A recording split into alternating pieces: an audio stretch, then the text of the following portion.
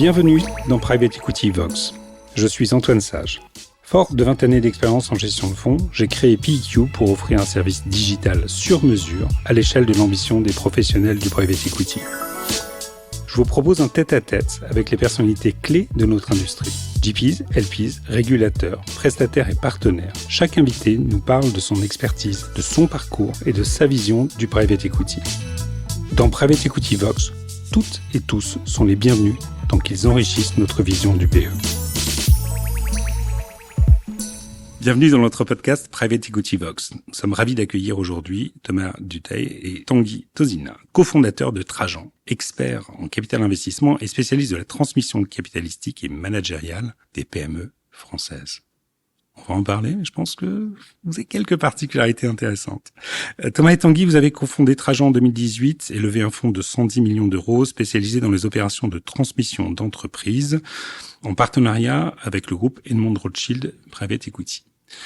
Vous disposez tous les deux d'un parcours solide chez Andera. Thomas, 4 ans en tant que directeur au sein de l'équipe Midcap, après 7 ans chez Star Capital Partners à Londres, et Tanguy avec 6 ans, également en tant que directeur au sein de l'équipe Midcap, après des expériences chez Messier Maris et Associés et à la Société Générale à New York.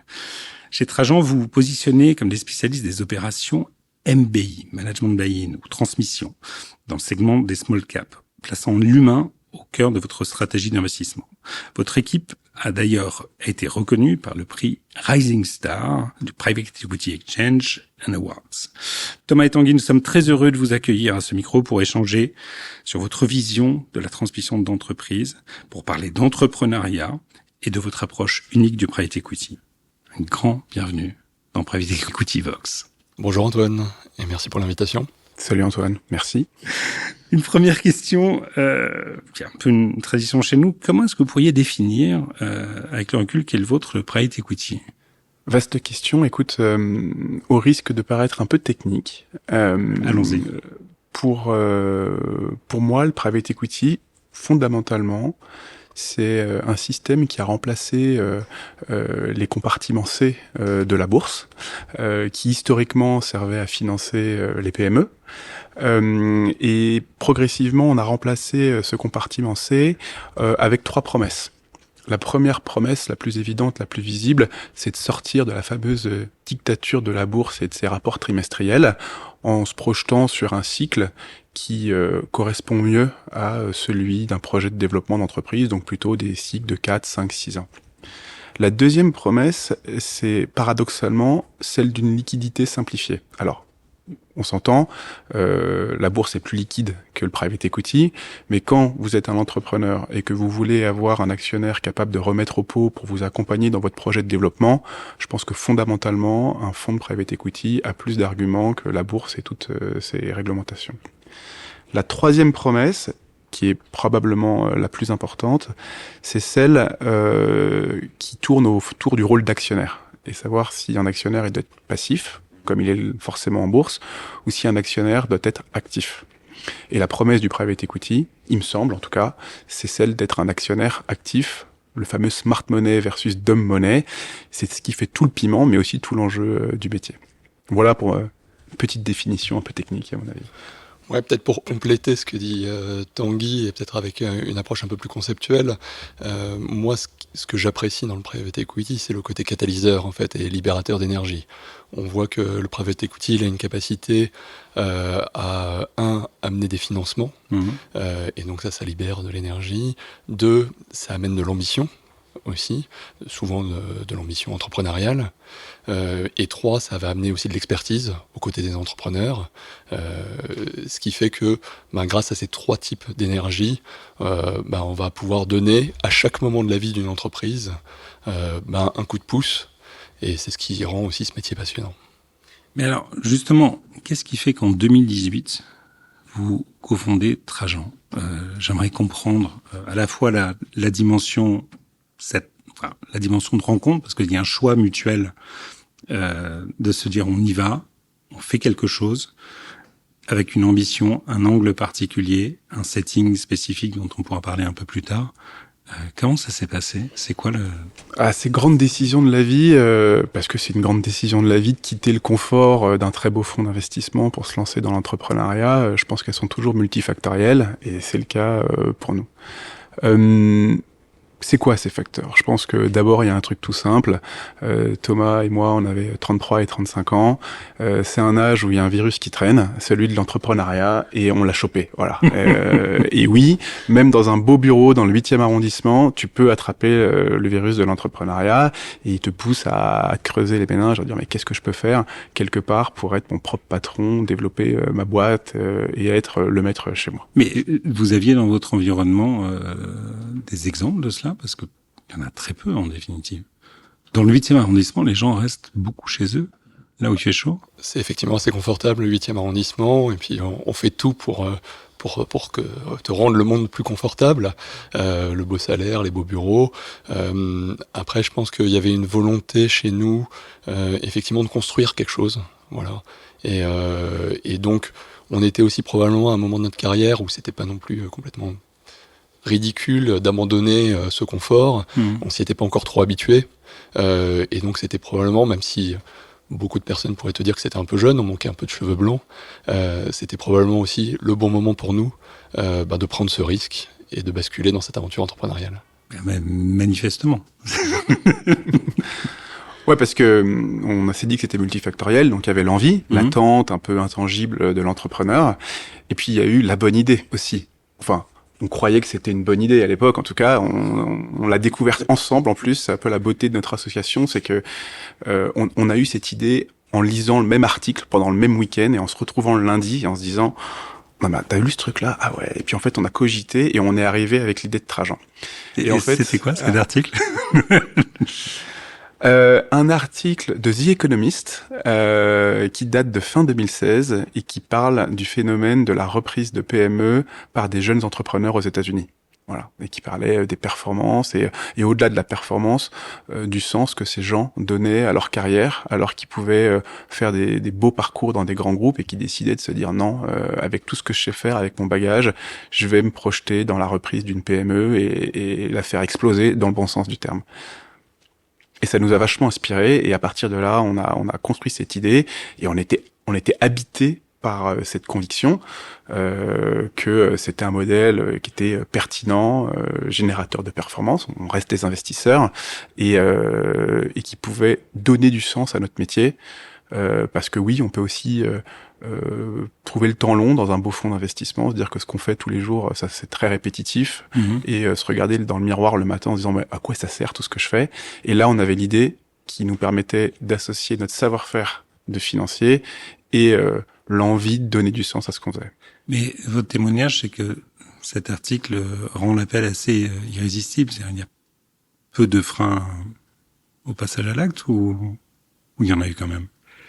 Je pense que on avait une fois que t'es habité par cette idée, en fait, faut y aller, quoi. Ça devient obsessionnel. Ça devient obsessionnel, ouais. Exactement. Et je pense que c'est vrai que quand on a décidé de partir, il y a pas mal de personnes autour de nous qui nous ont dit est-ce que t'es sûr? Est-ce que tu fais pas une bêtise? T'es quand même dans une très belle maison. On avait une super équipe avec qui ça se passait très bien. C'est ce qui est indéniable. Oui. Voilà. Et donc c'était vraiment c'était devenu obsessionnel et on avait la volonté d'essayer et de se dire que pour le coup, si on n'allait pas le faire, on le regretterait probablement. Et puis je pense qu'on avait l'envie d'entreprendre. On avait une idée différenciante et je pense que sur un marché qui devient de plus en plus mature, avec des barrières à l'entrée qui sont de plus en plus importantes. Pour pouvoir rentrer, il fallait amener un projet, une idée, une approche différenciante. Et puis, la dernière chose, je pense que on avait un bon duo. On avait travaillé ensemble, on avait les mêmes valeurs, on avait la même ambition. Et donc, je pense qu'aussi, ça nous a poussé, on s'est mutuellement donné envie de se lancer ensemble dans cette aventure. Ça fait 12 ans qu'on partage le même bureau avec Thomas. Aujourd'hui encore, l'équipe est installée dans un open space et Thomas et moi, on est assis côte à côte dans cet open space. Voilà, ça marche, on s'est pas trompé sur ce truc-là non plus. Et comment ça a été accueilli dans votre environnement? Parce que la dimension entrepreneuriale, laisse chez ceux qui restent une question, de savoir pourquoi ils ne suivent pas le même chemin, pourquoi est-ce qu'ils n'ont pas entendu cet appel. Et puis on a des proches qui se disent, mais t'as fait tout ça pour te remettre en déséquilibre. Est-ce que vous l'avez entendu? Moi, ouais, alors peut-être on a des expériences différentes sur le sujet. De mon côté, je veux pas surjouer le côté non mais tout le monde m'a dit qu'il fallait pas que j'y aille, que c'était complètement fou. Je pense d'abord que le métier du private equity, pour les gens qui n'en sont pas, il est un peu obscur. Donc beaucoup de gens autour de moi, entre travailler pour un fonds et essayer de créer son propre fonds, je suis pas sûr qu'ils ont complètement compris la différence. Ils ont vu que tout d'un coup, j'allais plus dans mon grand bureau dans le 8e arrondissement, mais dans une toute petite chambre tous les matins, que tout d'un coup, j'arrêtais de me faire des super restos tous les midis et que j'essayais plutôt de prendre des cafés parce que ça coûte vachement moins cher de prendre un café. Non, je pense que au tournant de la trentaine, plutôt du milieu de la trentaine, il y a quand même aujourd'hui une forme de logique à se lancer. Voilà, c'est le bon moment. Je crois que c'est Troisi qui avait fait une étude il y a très longtemps pour dire c'est quoi le bon âge pour entreprendre, et c'était un peu au-dessus de 30 ans. Voilà. Et en fait, pourquoi ça? Parce que tu as un bagage sur lequel tu peux t'appuyer. Oui.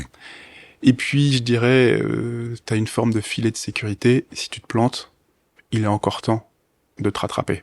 Voilà.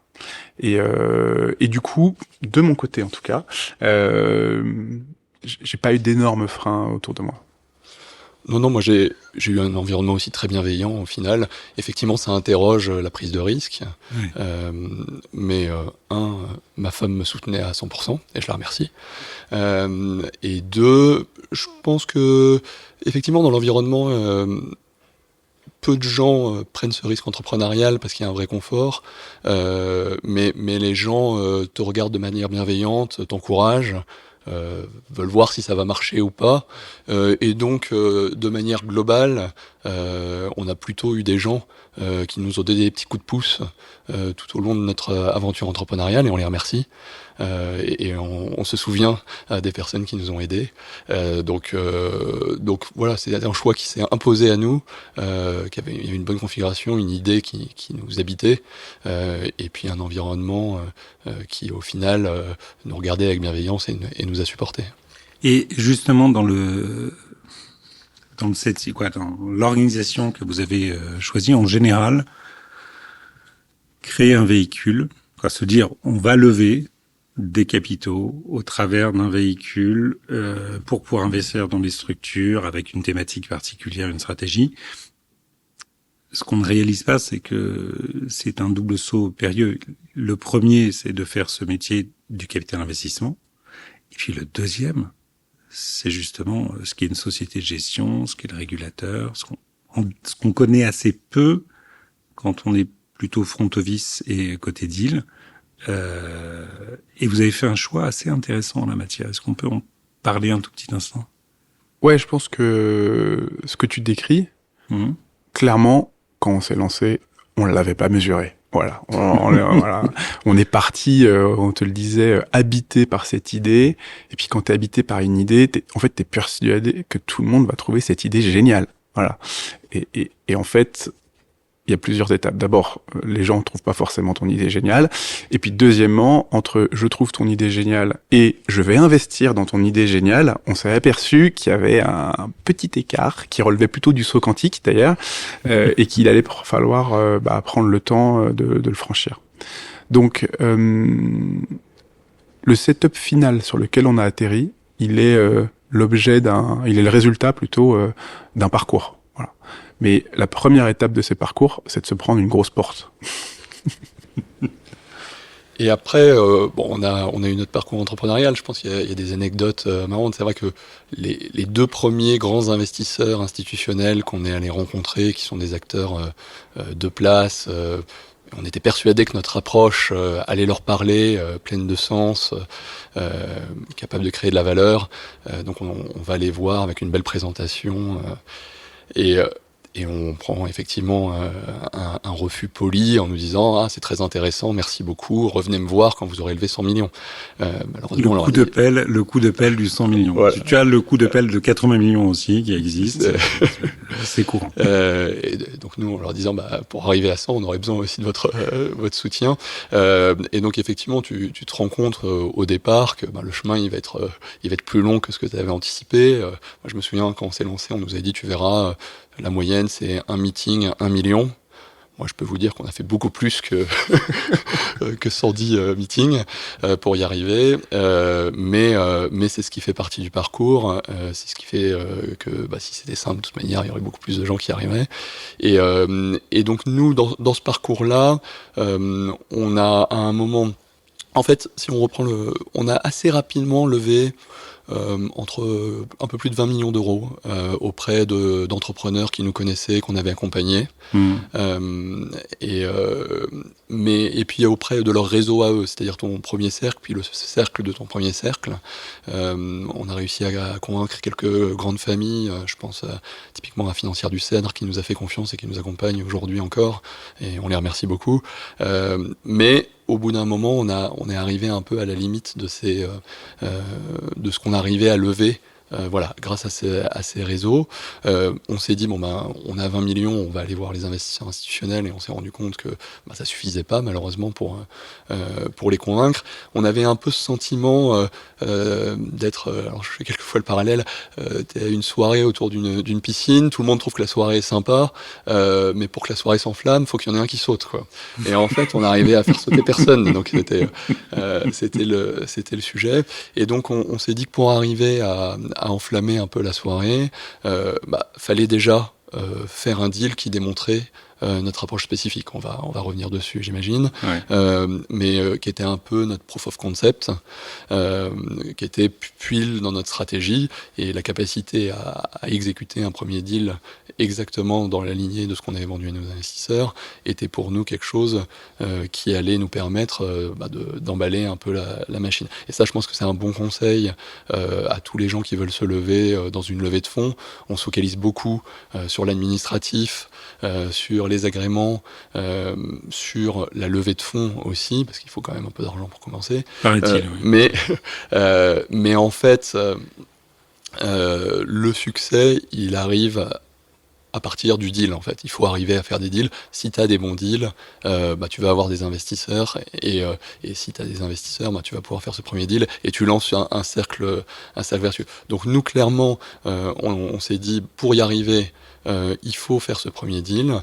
Et une fois qu'on a fait ce premier deal, on s'est dit il faut trouver un partenaire cornerstone qui va sauter dans la piscine avec nous. Et c'est là où on en a rencontré plusieurs, et on a fait le choix de ce partenariat très fort avec le groupe Edmond Rothschild.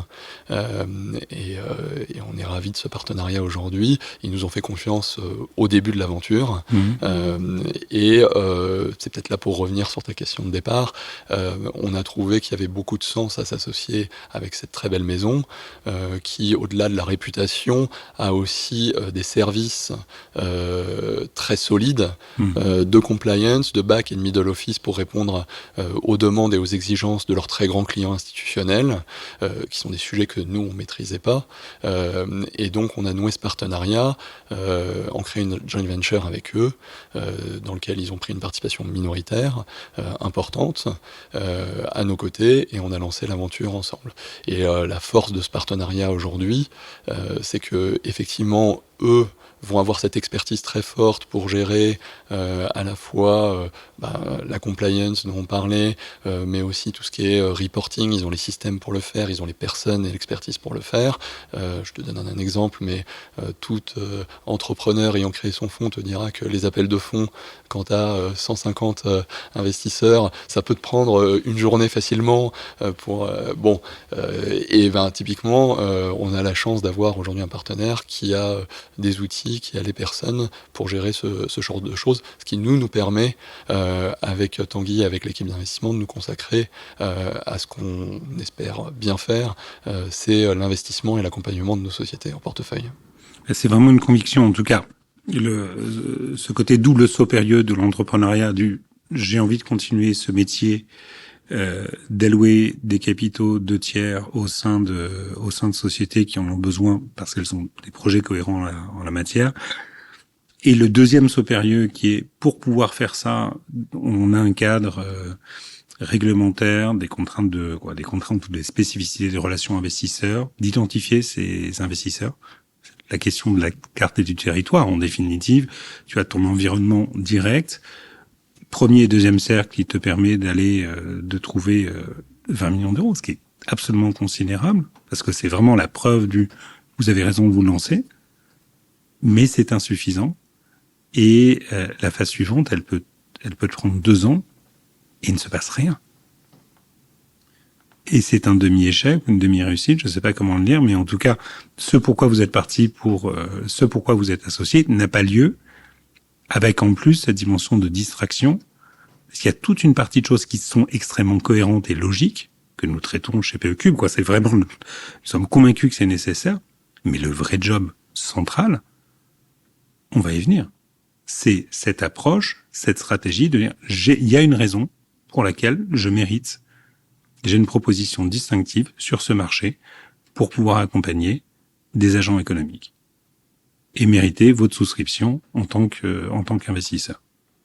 Mais c'est clair, et Thomas l'a bien dit, pour réussir, il te faut un élan, une dynamique, et ça, elle devient réelle, concrète pour tes contreparties une fois que tu as fait ton premier deal, ou tes premiers deals, où tu as mis de la chair sur ta stratégie, et c'est pour ça que Thomas le disait, et on le martèle à tous les gens qui viennent nous voir pour nous demander comment on a fait. Commence par ce que tu sais faire, donc commence par le deal, mais une fois que tu as lancé ça, il faut que l'intendance suive, et là, il y a probablement plein de manières de le faire.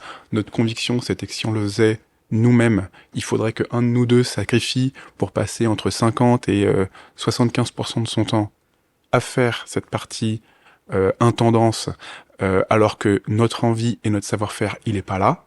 On a choisi la route du partenariat et on s'en félicite bien aujourd'hui parce que clairement pour nous, c'était le bon choix. Voilà. Alors justement, la transmission, le MBI, cet article de The Economist, il y a un concept, il y a une preuve de concept, il y a une réalité aujourd'hui. Comment ça se passe? Et qu'est-ce que ça donne? On est parti en fait du constat qu'en France, on avait une problématique de transmission des PME.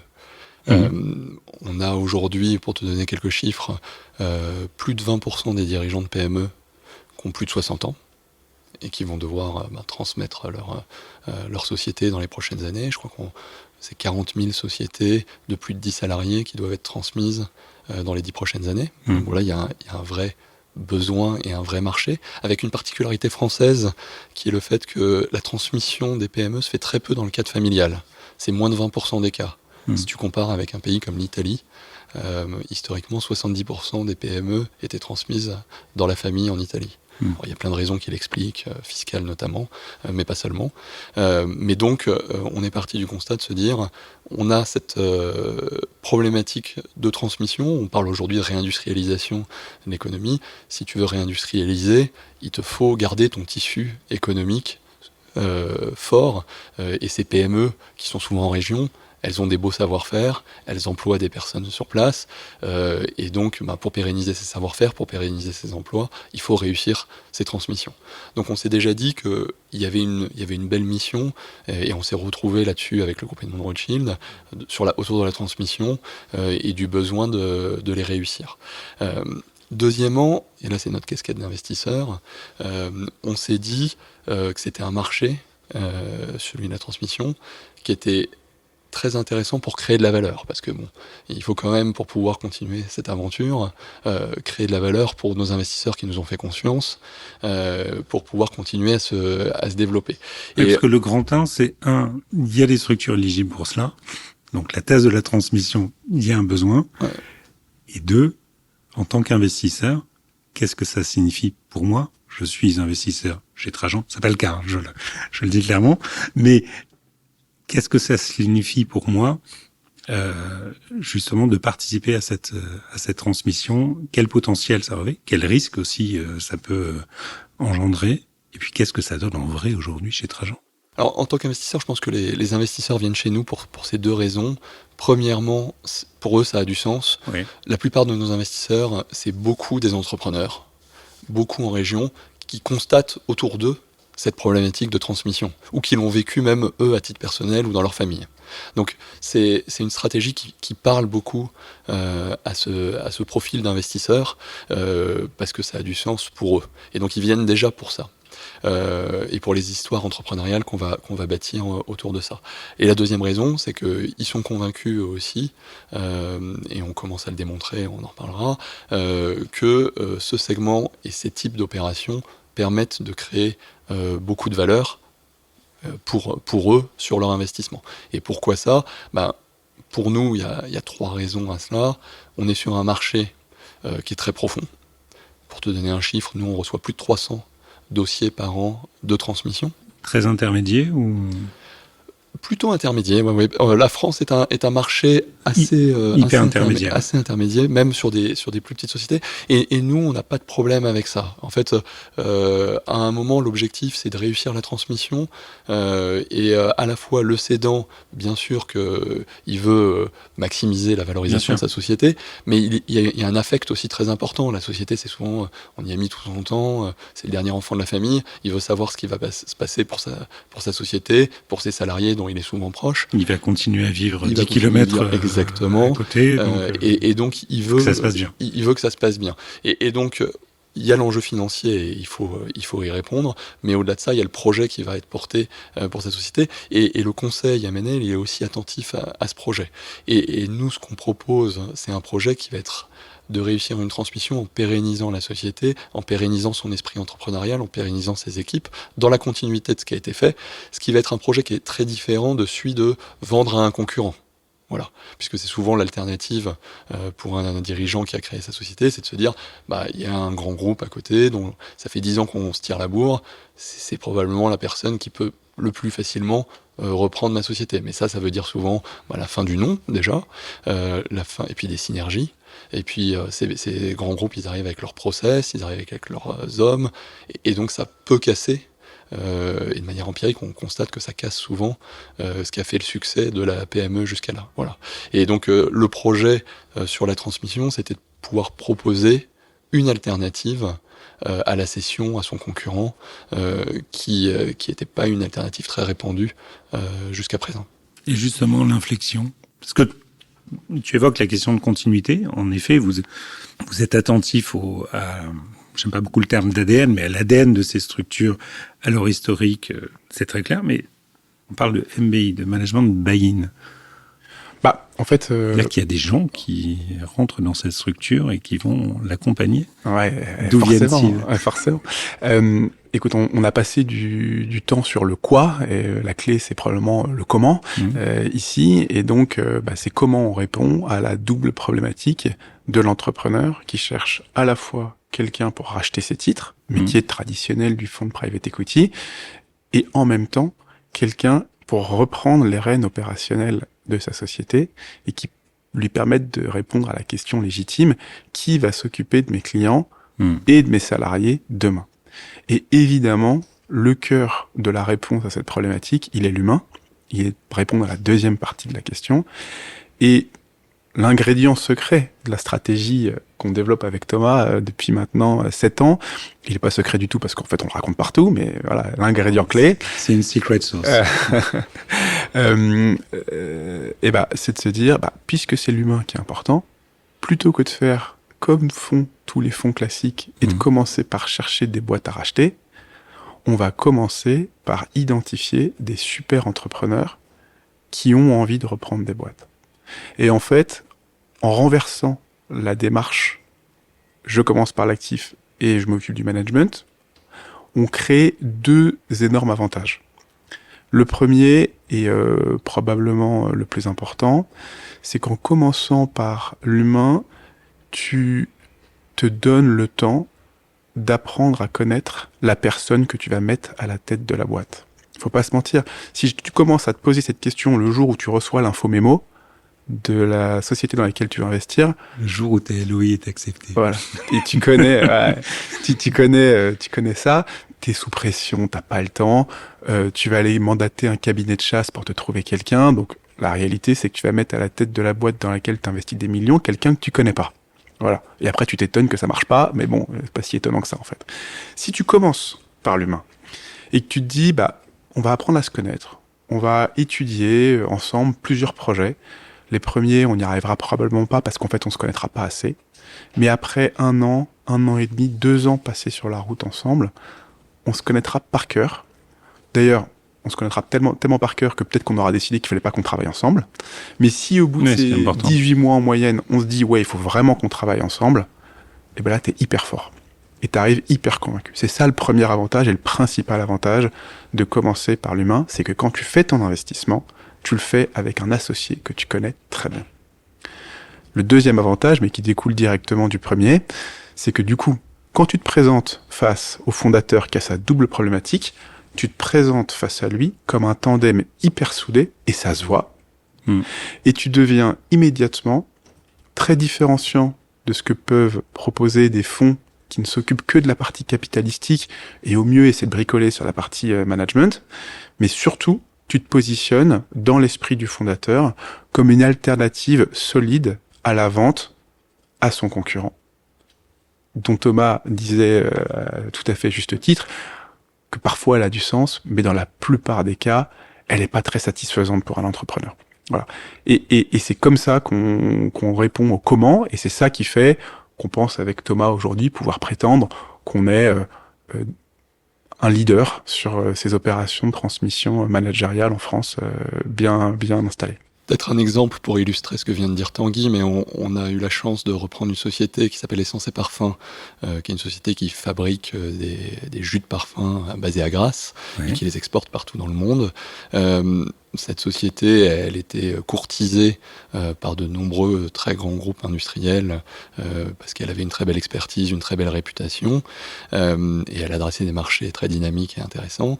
Finalement, on a eu la chance d'être présenté aux 2 fondateurs, qui étaient un couple, monsieur et madame Romani, le fait de venir dès le premier jour, dès la première rencontre, avec un dirigeant, Samuel Després, qu'on connaissait depuis 4 ans, donc on avait eu le temps de se connaître, de le voir évoluer, et qui, lui, a tout de suite su accrocher l'attention de monsieur et madame Romani, de leur montrer le projet qu'ils voulaient construire pour leur société dans la durée, et qui était basé en plus dans la région de Grasse. Donc pendant 1 an, toutes les semaines, il allait prendre un petit café avec monsieur et madame Romani, il amenait les croissants, il retravaillait. En fait, il a créé un lien avec ses fondateurs qui nous a permis de sécuriser cette opération.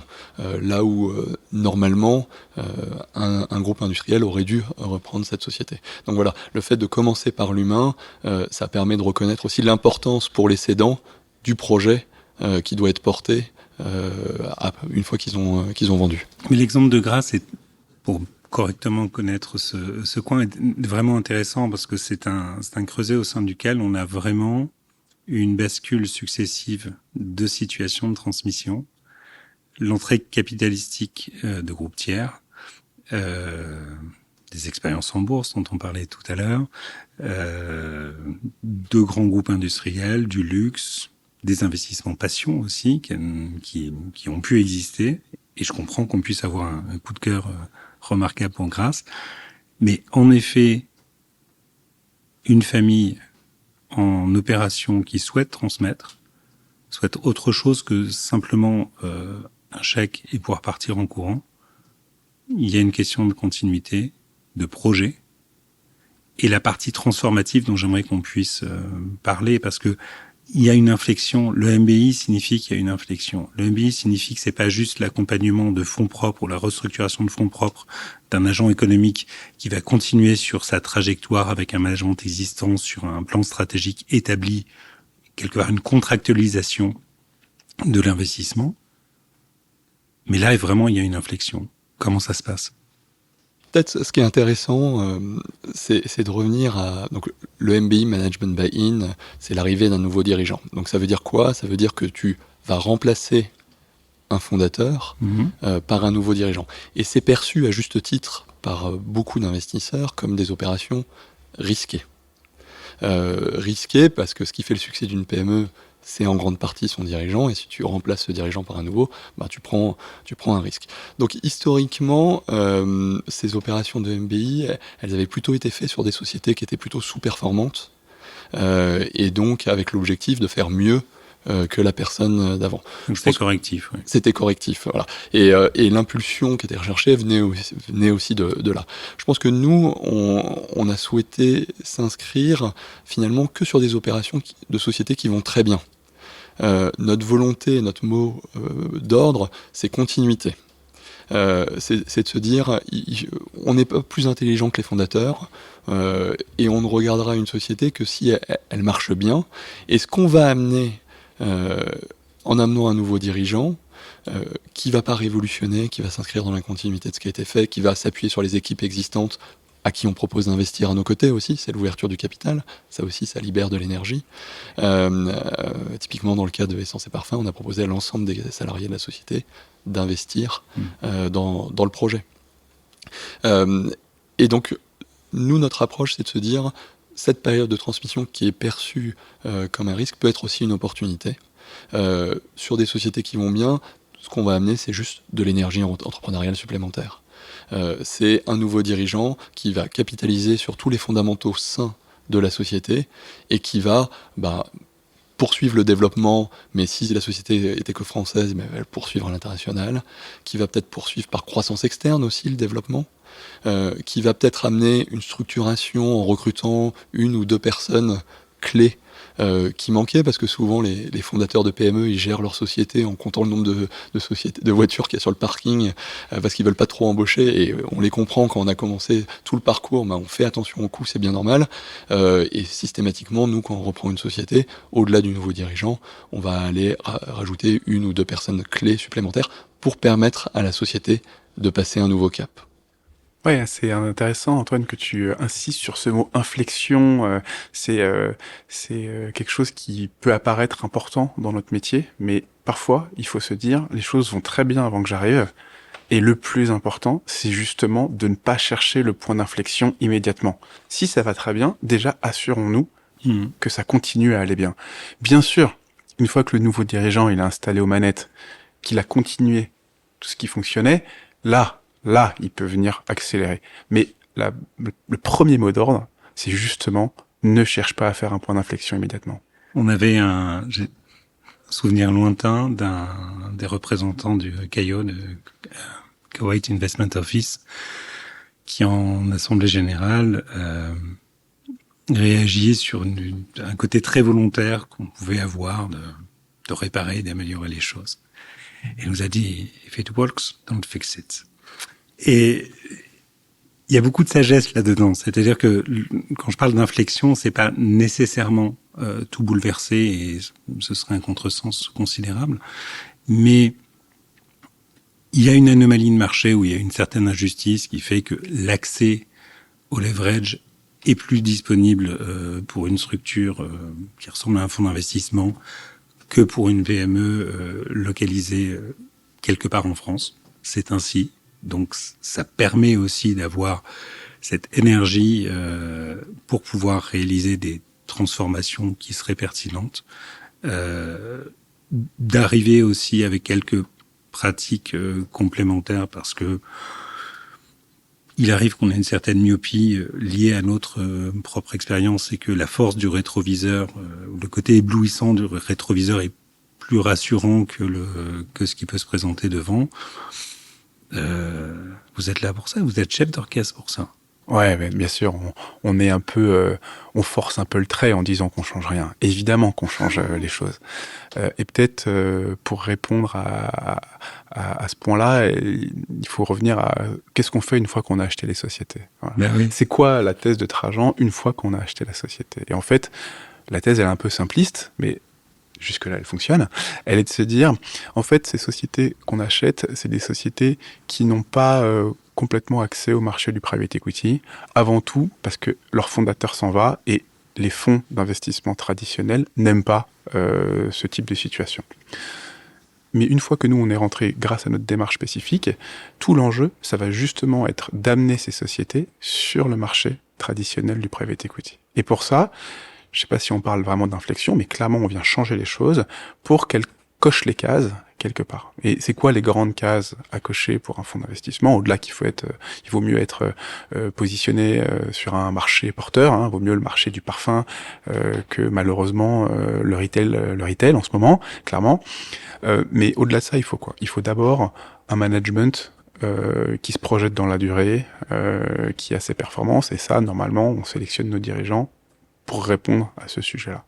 Deuxièmement, un fonds d'investissement qui est prêt à payer un bon prix sur une société, il veut que toute la thèse stratégique qu'on lui présente, elle soit étayée par des données chiffrées, une forme de reporting, des outils, et ça, dans les boîtes familiales, souvent ça n'existe pas. Voilà, un des grands classiques qu'on voit avec Thomas quand on se présente dans ces sociétés, c'est qu'on a des gens qui sont pas capables de donner leur rentabilité par produit. Voilà, c'est un truc simple et c'est quasiment jamais le cas dans une PME familiale. Or, quand tu te projettes sur un déploiement stratégique et que tu veux te demander où est-ce que tu mets ton énergie, le premier sujet, c'est de savoir où tu gagnes de l'argent. Voilà.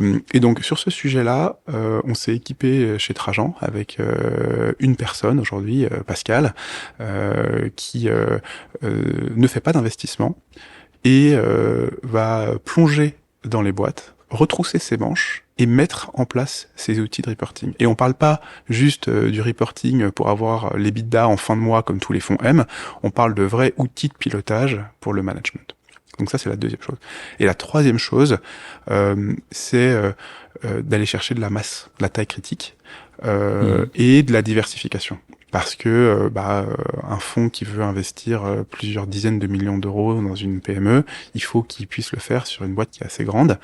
Et pour ça, il y a la croissance organique, et puis il y a la croissance externe. Voilà. Et on accélère aussi sur ça. L'idée, c'est de pouvoir, au bout de quelques années, présenter une société qui coche toutes les cases et pour lesquelles on aura beaucoup d'enthousiasme à la reprise. Donc dit autrement, vous êtes équipé pour pouvoir comprendre et identifier ce qui n'est pas présenté simplement ou formalisé par les structures que vous regardez, que vous considérez. Deuxième chose, ce couple, justement, vous et un manager convaincant, avec réellement une histoire commune qui vous permet de présenter quelque chose de pérenne, de durable. Et en définitive, cette asymétrie de marché fait que ce qui normalement rebute beaucoup d'acteurs, vous, ça vous plaît, vous êtes équipé pour ça, vous êtes bon, et justement, en termes de performance, ça donne quoi? C'est pas un acte promotionnel, c'est simplement, je vais poser la question autrement. On connaît à peu près assez correctement les statistiques de marché, même si c'est un environnement dans lequel tout le monde est premier quartile, mais entre votre thèse initiale et ce que vous constatez aujourd'hui sur votre premier portefeuille, ça donne quoi? Je pense qu'on peut dire que le contrat est rempli. Voilà. Et peut-être une autre manière de le dire, sans entrer dans le détail. Non, c'est pas l'objet n'est pas d'avoir de chiffres précis, c'est vraiment de comprendre. Peut-être pour le dire autrement, au vu du risque supérieur qu'on prend du fait de cette problématique de transmission, on a voulu aller chercher des performances qui soient supérieures aux standards du marché. Et aujourd'hui, on y est. Peut-être pour le dire autrement et de le dire d'une manière qui nous permette de ne pas rentrer dans le détail des performances individuelles, sur le fonds 1, les 3 premières sorties du fonds ont permis de rembourser la totalité du fonds. Voilà, c'est un portefeuille qui est éco et réparti à peu près. Et qui fait 8 sociétés. Ça donne une idée assez précise. Voilà. Justement, si premier fonds, deuxième fonds, c'est ça? Alors effectivement, là, on a fini d'investir le premier fonds. On vient de clôturer une dernière opération avec le rachat d'une société qui s'appelle OCR, en accompagnant une dirigeante, Lorraine Debesse, qu'on accompagnait depuis 2 ans dans son projet de reprise. Et on est ravis de cette opération. Et donc effectivement, pour continuer à accompagner des PME en transmission, on s'est lancé dans la levée d'un deuxième véhicule qui devrait être environ 2 fois plus important que le précédent. Après, le marché aujourd'hui, tu le sais, est plus compliqué, mais on a une stratégie différenciante, on a des performances qui nous permettent d'être assez confiants sur notre capacité à atteindre cet objectif. Je sais pas si le marché est plus compliqué. Le marché se pose des questions différentes, il y a des évolutions. En tout cas, structurellement, l'argent est là. Et la manière de l'atteindre, peut-être que nous n'avons pas tous réalisé que les règles du jeu sont en train de changer, que la relation investisseur, c'est quelque chose de évidemment très différent, que les modalités traditionnelles acceptées principalement par des investisseurs institutionnels sont peut-être remises en question partiellement. Quoi dire, c'est un marché dynamique.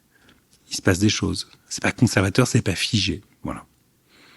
Clairement, c'est pas figé. Maintenant, je pense que là, dans la levée de fonds faite avec toujours le groupe Edmond Rothschild, je pense quand même qu'on a face à nous des gens qui prennent leur temps, quand même, qui prennent leur temps. C'est-à-dire que même quand on arrive avec quelque chose qui semble cocher toutes les cases, quelque chose même qu'ils vocalisent comme cochant toutes les cases pour eux, la capacité à les refaire sauter dans la piscine. On croirait que ce serait plus simple. Recréer la fête. Et c'est toujours compliqué de les faire sauter, quoi. Voilà. Alors que là, vous avez une super preuve de concept. Oui, mais je pense que c'est ce que tu décris, c'est que les gens se posent des questions. Et donc, dans un climat où il y a pas mal d'incertitudes, ils s'interrogent beaucoup et ça empêche, ça peut limiter en tout cas la capacité de certains à bouger et à prendre des décisions rapides. Mais il y a des acteurs très établis qui font des choix clairs, qui réallouent, et donc ça crée des opportunités pour des nouveaux entrants comme nous. Donc c'est un départ très différent du fonds précédent ? Parce que vous avez quand même cette preuve de concept. Ouais, ça n'a rien à voir. Ça n'a rien à voir. Non, mais on est aujourd'hui sur une dynamique très porteuse. Les délais de levée de ce fonds 2 vont être très très corrects. On est assez confiant avec notre partenaire sur notre capacité à atteindre rapidement les objectifs. Néanmoins, on voit que le contexte est plus dur qu'il l'était. Et j'entends ce que tu dis sur le marché. Il y a toujours de l'argent, le marché est toujours dynamique. D'un point de vue macro, en tout cas. Ouais, d'un point de vue macro, je pense que sur les levées de fonds, c'est probablement plus compliqué qu'avant, quand même. Et je pense que ça s'explique juste par le fait, c'est en tout cas un message qu'on entend beaucoup, d'investisseurs qui n'ont pas eu de retour de liquidité. Et qui, s'ils n'ont pas de retour, ils peuvent pas réinvestir. Voilà. Donc, je pense que c'est ça le facteur un peu limitant aujourd'hui dans le marché actuel. Oui, c'est que l'arrivée de nouveaux entrants, qui est un sujet dont nous avions parlé, toi et moi, à l'occasion de l'IPM en janvier dernier, même si l'arrivée de ces nouveaux entrants est très importante et surprenante, elle n'est pas suffisante pour pouvoir justement créer l'inflexion de marché et compenser la moindre ou l'insuffisance de liquidité ou de yield des acteurs qui, eux, sont déjà alloués en private equity. Ouais, j'ai pas les statistiques en tête, mais je suis assez convaincu qu'une énorme part de ce qui est investi dans les fonds d'investissement chaque année provient avant tout de ce que les fonds d'investissement renvoient à leur LP. Et en fait, tant que la machine est grippée, il te manque, je dis n'importe quoi parce que je connais pas les chiffres, mais 75% des montants qui doivent être investis dans le marché. Et ça veut dire que acteur historique ou nouvel entrant, le gâteau à se partager, il est bien plus petit qu'avant. C'est vrai qu'on demande à l'AMF. Chaque part de fonds dispose d'un numéro d'ISIN. Ils ont un système d'information remarquable aujourd'hui. Pour savoir quelle est la réalité, parce qu'on a aussi cette particularité, c'est que dans Private, on a l'impression que les choses sont cachées. C'est plus caché aujourd'hui. On parle d'économie réelle, d'entreprise réelle et d'investisseurs très concernés par là où va leur argent. Donc ça, c'est chouette. Mais nous sommes incapables de pouvoir donner une information tangible, réelle, opposable sur ce qui se passe. Donc la question que je vous posais sur la performance relative, elle est très difficile puisque c'est un petit côté un petit jeu de poker menteur dans lequel il est compliqué de savoir vraiment bien se positionner. Ouais, clairement. Et puis, on est dans un métier où tout le monde fait du marketing. On sait que il y a 1000 façons de présenter sa performance. Voilà, donc bon, d'où aussi une partie de notre pudeur sur le sujet pour éviter de rentrer dans ce petit jeu des chiffres que je te présente alors qu'ils n'ont pas beaucoup de sens. Nous sommes complètement d'accord. L'équipe, parce qu'on a parlé beaucoup de vous, de la partie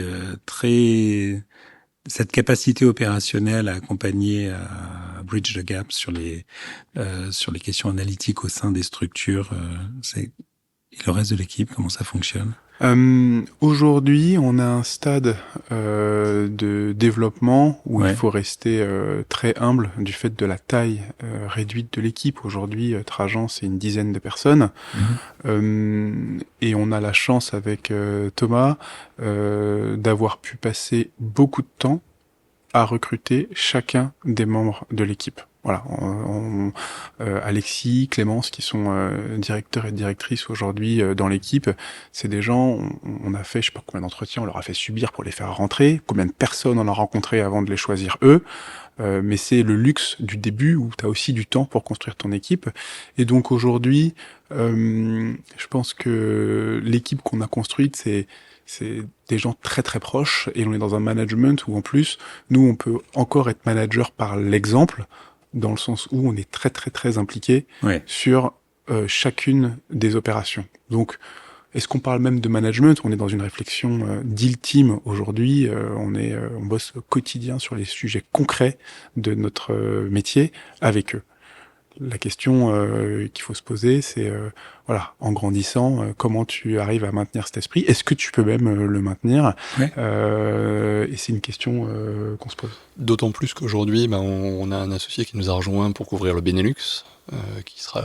On a démontré que notre approche et notre modèle fonctionnaient bien sur le territoire français. La problématique de transmission de PME, il n'est pas qu'en France, il est européen. On a rencontré Arnaud de Cartier qui nous a rejoint il y a quelques années, qui était vraiment intéressé par l'approche et le modèle. On lui a dit laisse-nous le temps de démontrer que ça fonctionne en France, et une fois qu'on a cette preuve de concept, on pourra essayer sur d'autres territoires. Et donc Arnaud nous a rejoint, on est en train de constituer une équipe basée à Bruxelles pour couvrir le Benelux, et donc dans le cadre de l'élargissement aussi de l'équipe, il va falloir qu'on arrive à faire évoluer notre manière pour être sûr que tout le monde reste en ligne sur le projet, sur l'ambition. Et donc ça fait partie des challenges des prochaines années. Justement, pour conclure, qu'est-ce qu'on peut vous souhaiter? Écoute, on pourrait... Je n'ai pas de baguette magique. On pourrait souhaiter un peu de stabilité dans ce bas monde, mais on n'ose pas, on n'ose plus. Non, qu'est-ce qu'on peut souhaiter? Je pense que on pourrait souhaiter que dans un environnement, qui est le règne de l'incertitude, l'envie d'entreprendre, elle demeure intacte. Parce que on a besoin d'entrepreneurs pour que notre stratégie Trajan fonctionne. On vous a dit, c'est le premier ingrédient. Donc, messieurs et mesdames les entrepreneurs, continuez à venir nous voir parce que la reprise, c'est aussi une manière d'entreprendre. Et puis juste parce que, ayant vécu ce sujet-là, on a envie que d'autres aussi vivent cette aventure. Voilà. Ouais, et puis de continuer à s'éclater dans ce qu'on fait. Je pense voilà. Que c'est quand même le plaisir d'accompagner des entrepreneurs, des sociétés qui sont formidables, qui ont des beaux savoir-faire. C'est quand même une chance. Voilà, je pense qu'on l'a dit en introduction, on fait un métier passionnant, et donc je pense que si on peut continuer à prendre autant de plaisir à accompagner nos dirigeants, je pense que je serais ravi. Et en étant un peu, peut-être pas anti-fragile, mais en tout cas, la question de la normalité et de la stabilité, je pense, une question qu'on peut mettre un petit peu derrière nous, parce que être anti-fragile, c'est plutôt une bonne chose aujourd'hui. D'être capable, je veux dire, demain je vais être surpris, ce sera pas grave, on va faire avec. En fait, nous, on a lancé notre fonds en 2020. Ouais. Donc plein Covid, super timing. Bravo.